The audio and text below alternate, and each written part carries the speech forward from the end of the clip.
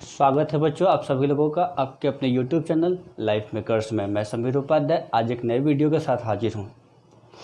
इस वीडियो में हम लोग जानेंगे क्लास 10th का एक छोटा सा चैप्टर अरिथमेटिक प्रोग्रेशन। इसका एक इंट्रो जाएगा आपके पास। तो चलिए एंजॉय करते हैं, समझते हैं बातों को, क्या है इस चैप्टर में, सीखते हैं। ध्यान समझिएगा, ये जो वर्ड है आपका, ये इकट्ठे में इस चैप्टर को डिफाइन कर रहा है। कैसे? अगर हम छोटी सी बात पर अगर आते हैं, प्रोग्रेशन क्या होता है? The way the things move forward. करने का मतलब क्या है? एक तरीका, एक मेथड, किसी नियम, उस नियम के आधार पर नंबरों का या किसी भी चीज़ का बढ़ना, यही प्रोग्रेशन कहलाता है। अगर वही बात, वो बढ़ना किसी भी तरह का हो सकता है। जैसे मान लीजिए कि आप क्या कर रहे हो कि आप एक नंबर लिए, उसके बाद से उस पर एक नियम लगाया आपने कि हाँ आपको इस आधार पर बढ़ना है। आप जोड़ोगे उस पर फॉरवर्ड, किसी नंबर को पार्टिकुलर जोड़ के बढ़ना स्टार्ट करोगे, उस पर घटाना स्टार्ट करोगे, मल्टीप्लाई करके उसको बढ़ना फॉरवर्ड करोगे। यानी एक सिस्टमेटिक पैटर्न लगाकर इस नंबर को फॉरवर्ड करना, यही आपका प्रोग्रेशन कहलाता है। अगर मैं बात कर रहा हूँ अरिथमेटिक प्रोग्रेशन का, तो मैंने प्रोग्रेशन के सबसे एक एडवांस टॉपिक को मैंने एक छोटा कर रखा है, अरिथमेटिक प्रोग्रेशन। यानी उसमें जो बाध्यता होगी, वो जो नियम होगा, वो एक क्या होगा? एडिशन का होगा। क्या कहना चाह रहा हूँ मैं कहना ये चाह रहा हूँ कि अगर आपके पास एक टर्म है, कोई एक टर्म, अपने मन से एक टर्म लीजिए, और इस पर बाध्यता ये है कि आप इस नंबर के साथ जो आगे बढ़ोगे, तो आप एक पार्टिकुलर नंबर, एक नियम ये होगा कि आप इसमें 3-3, 5-5 एक पार्टिकुलर नंबर को जोड़ कर आप आगे बढ़ोगे। कहने का मतलब क्या है? अगर इसमें 3-3 नंबर जोड़कर हम आगे बढ़ रहे हैं, यूँ बढ़ रहा है नंबर, इसी नंबर को अगर देखा जाए, अगर 5 जोड़कर आगे बढ़ रहे हैं तो कुछ यूँ नंबर बढ़ेगा। तो जो ये नियम देख रहे हैं, ये जो बाध्यता देख रहे हैं इस नंबर पर, इस सीरीज पर, इस प्रोग्रेशन पर, ये क्या है? एडिशन का है। ये एग्जाम्पल से आप समझ रहे हैं कि अरिथमेटिक प्रोग्रेशन में हम किस चीज़ की बात करेंगे। आप कुछ और बात समझिए, हम लोग इसमें खेलेंगे किस चीज़ से? हम लोग को जानना ये होगा कि आपके पास एक सीक्वेंस होगा, आपके पास एक नंबर पैटर्न बढ़ा हुआ होगा, सीक्वेंस होगा। तो इसमें आपको बताना होगा एक रूल के हिसाब से कि बताइए कि इसका ये जो नंबर बढ़ रहा है, इसमें आप एक टर्म को देखिए, जैसे ये पहला टर्म है, ये सेकेंड टर्म, ये थर्ड है, ये फोर्थ है। इस तरह से अगर आपको पूछ दिया जाएगा, बताइए नॉर्मल टर्म क्या होगा? ठीक है, यहाँ पर तो आसान है, आप जोड़ लोगे, 5-5, 10-10 करके जोड़ लोगे। पर क्यों ना एक ऐसा बनाया जाए, एक नियम बनाया जाए, एक फॉर्मूला रूप में रख लिया जाए, ताकि हम लोग सिर्फ फार्मूला पुट करें और आंसर आ जाए। तो यही चैप्टर, इसी चीज़ को जानना है हमें इस चैप्टर में। समझिए कैसे इसको डिफ़ाइन करते हैं, कैसे समझते हैं, कैसे निकालते हैं। तो आपने ये नंबर देख रखा है, ये आपका हुआ फर्स्ट टर्म, इसको मान लेते हैं ए। जिस पैटर्न से आप बढ़ रहे हो, जो आपने बाध्यता बना रखी है, उसको मान लेते हैं डी। ठीक है ना? और उसके बाद से काम करते हैं, देखते हैं कि किस आधार पर बढ़ रहा है, कैसे फॉर्मूला निकाला जाए। तो आप खुद देख रहे हो कि अगर इसका फर्स्ट टर्म की बात की जाए, फर्स्ट टर्म है 2। अगर इसके सेकेंड टर्म की बात की जाए, यहाँ से आपका मेन सीरीज स्टार्ट हो रहा है, और यहाँ पर आपने जो काम करना, जोड़ना स्टार्ट किया है, वो यहाँ से किया है। तो ये सेकेंड टर्म में आपने देखा कि पहला, आप जिस नंबर को जोड़ रहे हो, उस नंबर को इसमें फर्स्ट टाइम आपने सेकेंड टर्म में जोड़ा है। अगर इसके आगे बढ़ोगे, थर्ड टर्म की बात करोगे, तो आप देखोगे यहाँ पर कि आप यहाँ पर जो थर्ड टर्म में आई थी, वो फर्स्ट टर्म से जो आपका जिस चीज़ को आपने जोड़ रहे हैं बार बार, उसको 2 टाइम्स जोड़ रखा है आपने। और इसी पैटर्न से आप आगे बढ़ोगे, तो इस एक चीज़ को डिड्यूस करोगे, एक रिजल्ट पर पहुँचोगे। वो ये होगा कि अगर आप निकालो कोई भी एक टर्म, कोई भी XYZ, कोई भी टर्म आप निकालो, जब मैंने यहाँ पर लिख सका है NS टर्म, क्योंकि NCERT और बाकी सारे बुक में आपको ऐसे ही मिलेगा। तो अगर आप NS टर्म निकालोगे तो कैसे निकालोगे? आप यही देख रहे होगे, अगर मैंने सेकेंड टर्म लिखना स्टार्ट किया, तो मैंने यहाँ पर सेकेंड टर्म से एक कम को मल्टीप्लाई कर रखा है। थर्ड टर्म में जब लिख रहा हूँ तो यहाँ पर एक और कम करके मल्टीप्लाई किया। फिर यहाँ पर फर्स्ट टर्म की बात कीजिए तो इससे एक कम 0 कोई भी नंबर हो, तो इसी चीज़ को सजा कर यहाँ पर लिखते हैं 2, 3 और ये हुआ आपका n के बदला n-1। 3 को हमने मान रखा था d और 2 को मैंने माना है a और ये आपका हुआ फार्मूला। चलिए ये फार्मूला हुआ तो यहाँ पर सारी चीज़ को डिस्कस कर लेते हैं। सबसे पहले टर्मिनोलॉजी की बात कर लेते हैं। a आपका कहलाएगा फर्स्ट टर्म, जो d है वो ये है कि आप किस नंबर से बढ़ रहे हो, वो कहलाता है कॉमन डिफरेंस। क्यों कहते हैं कॉमन डिफरेंस? क्योंकि आप देखोगे फर्स्ट टर्म और सेकेंड टर्म और हर प्रोसीडिंग टर्म्स के में अगर और अगले टर्म और पिछले टर्म के बीच में डिफरेंस देखोगे तो ये इसी जिस चीज़ से आप बढ़ रहे हो इसी चीज़ का होगा। तो इसलिए हम लोग इसको नाम रखते हैं कॉमन डिफरेंस और डिनोट करते हैं डी से। समझ रहे हैं बात को? तो अब क्या हुआ कि अब हमारे पास फॉर्मूला आ चुका है। ठीक है, एक दो सवाल से प्रैक्टिस कर लेते हैं कि अगर हमारे पास किस तरह के सवाल आएंगे। जैसे मान लीजिए आपको ये क्वेश्चन कर सकता है, एक सीक्वेंस बढ़ा, find 10th term of an AP और AP आपने देख रखा है 6, 9, 12 और यूँ बढ़ रहा है। तो आपको क्वेश्चन ये है कि इसका आप 10th टर्म बताइए क्या है। एक तरीका तो ये है कि गिनिए उंगली पर 6, 9, 12 और पहुंच जाइए 10 तक, मंजिल तक। पर कब तक? यहाँ पर 10 टर्म है, कल को 20 दे देगा, 30 दे देगा, कब तक उंगलियों के सहारे जिएगा?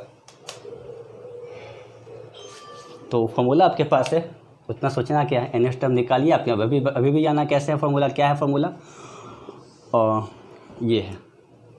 इस पर पुट कीजिए। आपका यहाँ पर फर्स्ट टर्म है क्या? फर्स्ट टर्म आपका 6, डी आपने क्या देखा था, अगले दो टर्म को देख लीजिए क्या है, 9 - 6 और फिर क्या, फिर nth टर्म आपको पता है क्या निकालना है, 10th टर्म निकालना है।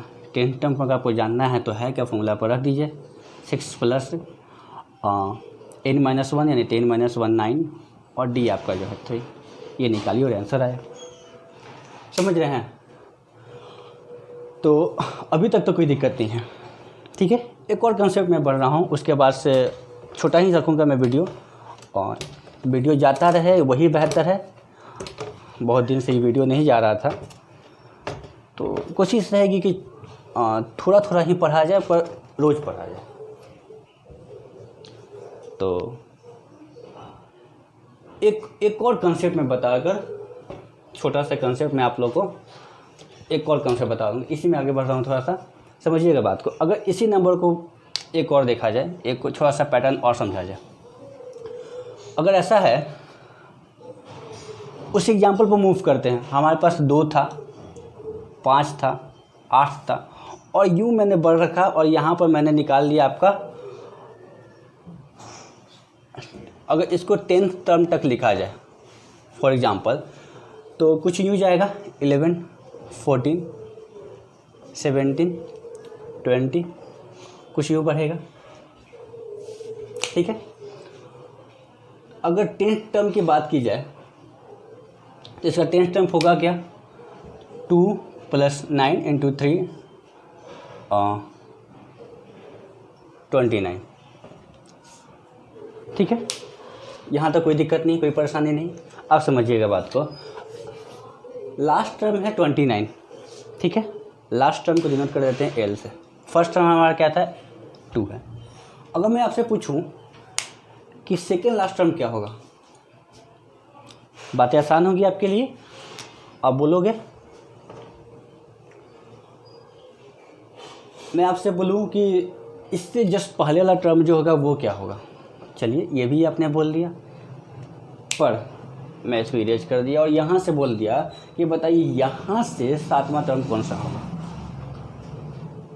ठीक है, तो अगर सवाल ये आ रहा है कि अंत से आपको पूछे किसी प्रोग्रेशन में कि बताइए कौन सा टर्म होगा, तो उसको कैसे डिनोट करेंगे, कैसे समझेंगे, इस चीज़ों को कैसे समझा जाए।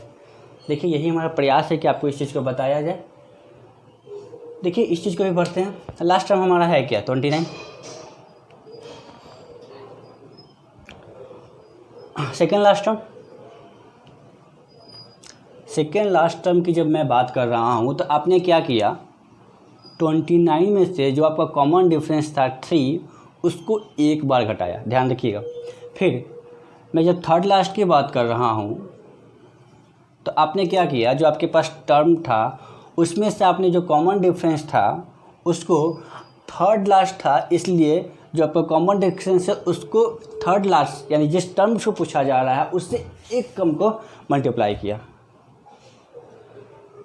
मुझे लगता है कि आप खुद ही समझ पा रहे होंगे कि मैं क्या कहना चाह रहा हूँ कि यहाँ से अगर आपको पूछा जाए फ्रॉम द एंड, किसी अरिथमेटिक प्रोग्रेशन के फ्रॉम द एंड से अगर आपको पूछा जाए कि बताइए ये टर्म ns टर्म क्या होगा, तो उसका क्या आप फॉर्मूला पाओगे, वो ये होगा ns टर्म फ्रॉम एंड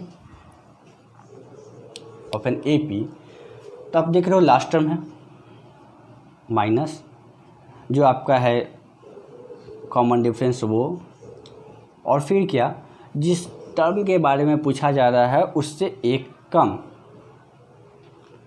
अब क्या कर रहा हूँ मैं आपके सामने सुंदर सुंदर अक्षरों में फर्स्ट टर्म और लास्ट टर्म को निकालने का अरिथमेटिक प्रोग्रेशन में फॉर्मूला सामने लिख दे रहा हूँ। अब कंपेयर करने की कोशिश कर रहा हूँ कि आप कैसे इन दोनों चीज़ों को एक साथ ले चलिएगा। ns term from end end from beginning of an AP। समझिएगा बात को। अगर ns टर्म फ्रॉम बिगनिंग की बात की जाए तो अभी भी आपने फॉर्मूला सीखा वो क्या था, a प्लस n-1 d। और ns टर्म फ्रॉम एंड की बात की जाए तो वो क्या फॉर्मूला था, l माइनस n-1 d। मैं दो फॉर्मूला साथ में इसलिए लिख दिया कि ताकि आप रिलेट कर पाए, समझ पाए बातों को, दोनों में किस तरीके से आपको काम करना है। मैं चाहूँगा अपने बच्चों को जाते जाते एक छोटा सा कंसेप्ट नहीं, एक क्वेश्चन इस पर, एक पैटर्न और बताऊं। मैं अगले वीडियो में बात करूंगा अरिथमेटिक प्रोग्रेशन के सम का, लेकिन इस वीडियो में मैं चाहूँगा कि अपने बच्चों की एक बात बताऊं कि अगर आपसे पूछा जाए कोई एक प्रोग्रेशन दिया हुआ हो और उस प्रोग्रेशन में आपसे अगर ये पूछ दिया जाए कि बताइए बच्चों कि कोई एक नंबर है, कोई एक प्रोग्रेशन है और कोई एक नंबर पूछ दिया जाए, रैंडमली आपसे पूछा जाए कि बताइए वो नंबर इस प्रोग्रेशन में है या नहीं, वो आप कैसे चेक करोगे। तो देखिए कैसे चेक किया जाएगा।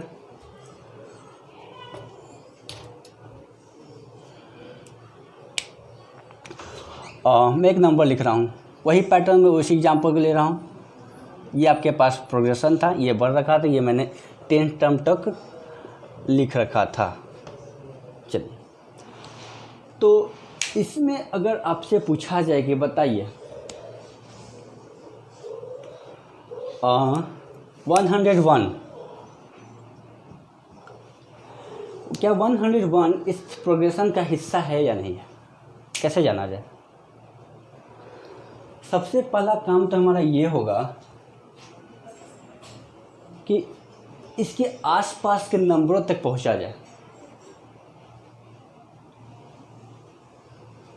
या यूँ किया जाए डायरेक्ट फॉर्मूला से पूछ लिया जाए कि आप आते हो कि नहीं हमारे पास, हमारे हिस्से में। देखिए क्या है, क्या कहना चाह रहा हूँ मैं ये कहना चाह रहा हूँ कि अगर किसी टर्म का अगर हिस्सा होता, मान लीजिए ns टर्म का हिस्सा होता, ठीक है, तो ns टर्म का हिस्सा होता तो मैं इसको ऐसे लिख सकता था कि 2 फर्स्ट टर्म प्लस, ठीक है, d कॉमन डिफरेंस n-1 और कॉमन डिफरेंस d। अगर ये ns टर्म का हिस्सा होता तो हमारा रिजल्ट ये दे देता। समझ रहे हैं बात को।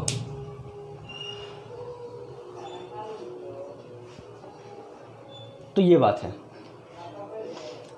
अगर ये इक्वेशन सेटिस्फाई कर गया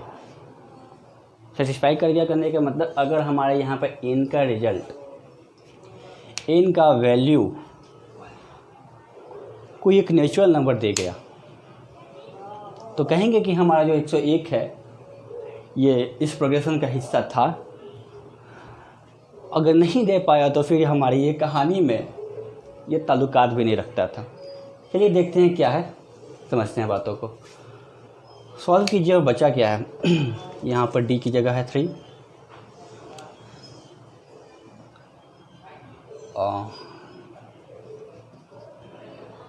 सॉरी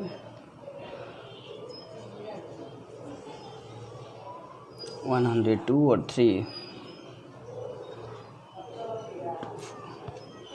तो आप देख रहे हैं कि आपका रिजल्ट आ गया है n = 34, जो कि एक नेचुरल नंबर है। आप कह सकते हो कि ये टर्म है 34 टर्म। आपको ये भी बता दिया कि 101 जो है एक नंबर था जो इसी कहानी के अंदर आता था और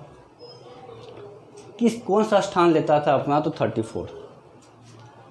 उम्मीद कीजिए अगले वीडियो में, अगला वीडियो कल परसों फिर आएगा, जिसमें हम लोग नए कंसेप्ट पर इसी पर आगे बात करेंगे।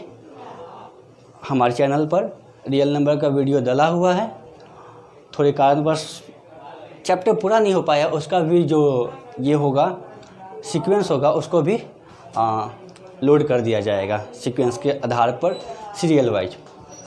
तो उम्मीद करते हैं आपको ये वीडियो पसंद आया होगा, एंजॉय किए होंगे, समझे होंगे। इसी उम्मीद के साथ मैं एक आशा के साथ कि अगले वीडियो में हमने जो आपको वर्क दिया है उसको कर और एक नए कंसेप्ट को सीखेंगे। तब तक के लिए धन्यवाद। एंजॉय कीजिए और नए वीडियो का इंतज़ार कीजिए।